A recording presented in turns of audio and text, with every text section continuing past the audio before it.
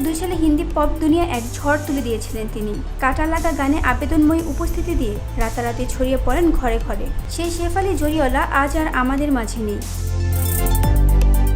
শুক্রবার 27 জুন রাতেই আকস্মিকভাবে অসুস্থ হয়ে পড়েন তিনি। হাসপাতালে নেওয়া হলেও চিকিৎসকেরা জানান হৃদযন্ত্রের ক্রিয়া বন্ধ হয়ে অনেক আগেই চলে গেছেন তিনি। মৃত্যুকালে তার বয়স ছিল মাত্র 42 বছর। তার মরদেহ শনিবার ভোরে মুম্বাইয়ের এক হাসপাতালে ময়নাতদন্তের জন্য পাঠানো হয়েছে।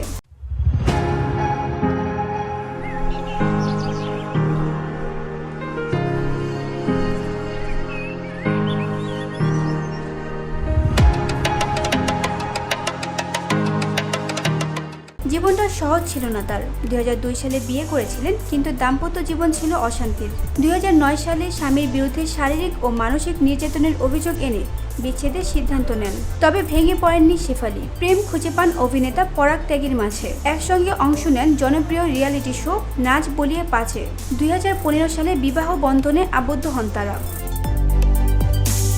বিগ বস 13-এ আলোচিত ছিলেন এই অভিনেত্রী। সংসার করেছিলেন পরাগের সঙ্গে, বেশ সুখেই।